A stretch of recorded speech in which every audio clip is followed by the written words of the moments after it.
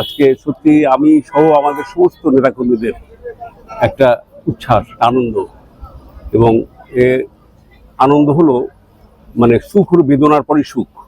16টি বছর আমাদের যে বেদনা এবং যে কষ্ট, এবং এর পরে এই যে একটা সময় আমরা পেয়েছি, যে সময়টাতে আমরা আল্লাহর কাছে শুকরিয়া আদায় করি যে আজকে বর্ধিত সভা করতে পেরেছি।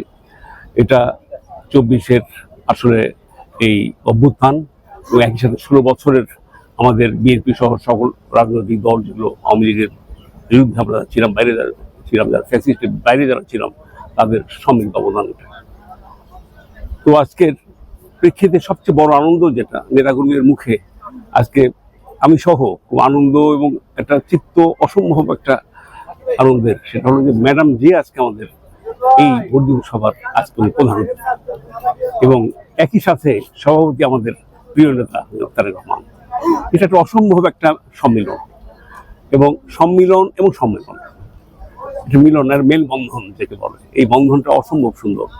এবং এর মাঝে যে মেসেজটা আমাদের নেতা তারেক রহমান সাহেব যেটা ওনার উদ্বোধনী ভাষণ দিলেন, সেটা হলো যে আমাদের করণীয় হলো যেটা, সেটা হলো যে গণতন্ত্র আমাদের সামনে এটা বাস্তবায়নের পক্ষে, এবং মানুষের ভোটাধিকার আমরা যে প্রতিশ্রুতি দিয়েছিলাম বিএনপি, সেটাকে বাস্তবায়ন মানে ঠিক সম্মুখের দিকে নিয়ে যাচ্ছি।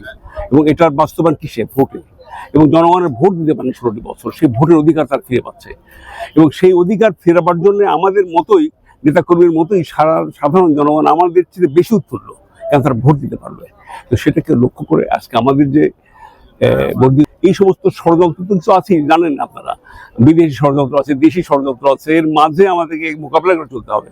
এবং বাংলাদেশটা জন্মেছিল বোধহয় ষড়যন্ত্রকে নিয়েই, যে কারণে আমরা অত্যন্ত আশাবাদী এবং আমরা বিশ্বাস করি যে তারেক রহমানের নেতৃত্বে জনগণের যে আকাঙ্ক্ষা, সেই আকাঙ্ক্ষা পূরণের জন্য আমরা আগামী ইনশাল্লাহ ডিসেম্বরে এই নির্বাচন হবে এবং হতেই হবে। এবং এই নির্বাচনে বিএনপি সরকার গঠন করবে, একা নয়, 31 দফায় আপনারা দেখেছেন যে বিএনপি আমরা সবাইকে, বিরোধী দলের যে সমস্ত রাজনীতি আমরা ছিলাম এতকাল, এবং সবার সাথেই নিয়ে আমরা ইনশাল্লাহ একটা চমৎকার একটা গভর্নমেন্ট ফর্ম করবো, জনগণের সরকার হবে।